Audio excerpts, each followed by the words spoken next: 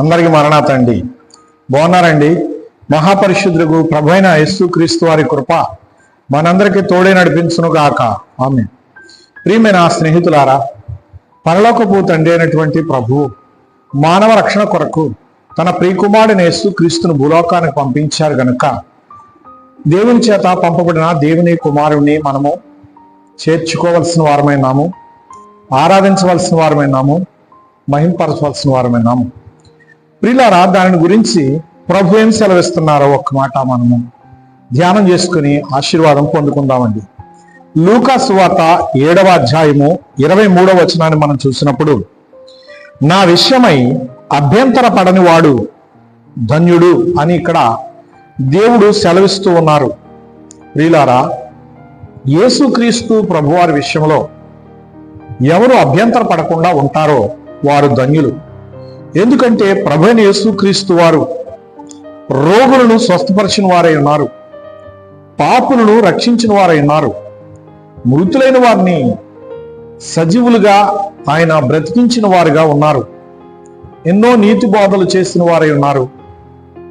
ప్రియమైన స్నేహితులారా, ఆయన గురించి ఎవరు అభ్యంతర పడతారో వారు ఆయనకు విరోధులు అవుతారు, అనగా దైవ విరోధులు అవుతారు. ప్రియులారా, దేవుని పిల్లలమైనటువంటి మనము ప్రభు అయినటువంటి యేసుక్రీస్తు వారి విషయంలో అభ్యంతర పడకూడదని ఆయన సెలవిస్తూ ఉన్నారు. గనుక మనము ఎంత మాత్రమో ఆయన విషయంలో అభ్యంతర పడకూడదు. ఆయన హానికరుడు కారు. ప్రాణం అర్పించటానికి మన నిమిత్తమై మనలను ప్రేమించి లోకానికి వచ్చినటువంటి మహానుభావుడు. ఆయన ప్రేమించినంత ప్రేమ లోకంలో మనం ఎక్కడా పొందలేము. ఆయన ప్రేమ అంత గొప్పది. ప్రియమైన స్నేహితులారా, మనలో ఉన్న అభ్యంతరాలను మనము తొలగించుకొని ప్రభును సేవించటానికి, ప్రభును మహింపరచటానికి, ప్రభును ఆరాధించటానికి, ప్రభును గణపరచటానికి, ప్రభుకు ప్రార్థించటానికి ఇష్టపూర్వకమైన మనస్సు గలవారుగా ఉండాలి. అది దేవుని యొక్క కృప. ఆయన వాక్యాన్ని చదివేవారు ధన్యులు, ఆయన్ని ప్రేమించేవారు ధన్యులు, ఆయన కార్యాలు జరిగించేవారు ధన్యులు.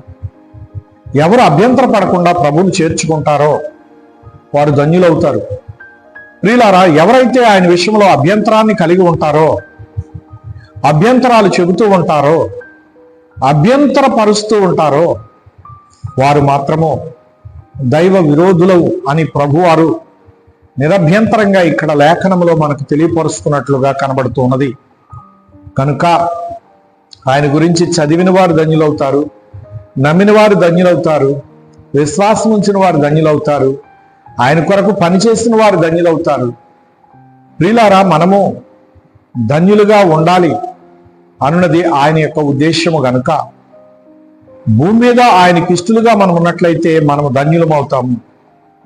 సర్వోన్నతమైన స్థలముల్లో దేవునికి మహిమ, భూమి మీద ఆయనకి ఇష్టలైన మనుషులకు సమాధానము కలుగునుగాక అన్నారు. ఎవరైతే ఆయనతో సమాధానముగా ఉంటారో వారు ధన్యులవుతారు. ఆయన చెప్పిన పనులను చేస్తారో వారు ధన్యులవుతారు. ప్రియులారా, అట్టి ధన్యతలను మనమందరమును ప్రతిరోజు అనుభవంలోనికి తెచ్చుకుంటూ ఆనందభరితులమై ఆయన ఆశ్రయించే వారముగా ఉండాలి. ఆయన ఆశ్రయించు వారికి ఆయన ఏ మేలు కొదువ చేయరు. గనుక ఆయన ఉపకారం చేయడానికి లోకానికి వచ్చారు. ఆయన మహోపకారి. ఆయన మహోపకారి గనుక మన అందరకు తన యొక్క మహోపకారమును అందించడానికి వచ్చి ఉన్నారు. గనుక మనం ఆయన్ని చేర్చుకోవలసిన వారమైనాము. ఎవరు చేర్చుకుంటారు వారు ధన్యులవుతారు. ఎవరు ఆయన వెంబడిస్తారో వారు ధన్యులవుతారు. ఎవరు ఆయన ఆజ్ఞకు విధేయులవుతారో వారు ధన్యులవుతారు. ఎవరు ఆయన చిత్తమును గైకొంటారో వారు ధన్యులవుతారు. ప్రియమైన స్నేహితులారా, ఇలాంటి ఘనమైనటువంటి ధన్యత సర్వోన్నతులకు ప్రభువారు మనకు ప్రసాదించడానికి లోకానికి వచ్చి అనేక సూచక్రియలు అద్భుతాలు చేసి మరణమై తిరిగి లేచి ప్రజలు చూస్తూ ఉండగా ఆరోహణమై పరమునకు వెళ్ళి మేఘారుడుగా వస్తాను, నాయందు విశ్వాసం ఉంచినటువంటి సంఘమును నేను వచ్చి ఆయత్తం చేసుకుని వెళ్తానని ప్రభువారు వాగ్దానం ఇచ్చారు. అప్పటి వరకు నేను ఈ లోకానికి వచ్చి మానవులైనటువంటి వారు దేవుని పోలికలో ఉన్నారు గనక దేవుని పోలికలో ఉన్న నరులైనటువంటి వారిని నేను ధన్యులుగా నా యొద్దకు తీసుకుని వెళతాను అని ఆయన సెలవిచ్చి ఉన్నారు. గనుక మనం ఆయన కొరకు ఎదురు చూచినట్లయితే ధన్యులమవుతాము. ప్రియులారా, అలాగూ సిద్ధపడినట్లయితే ధన్యులమవుతాము.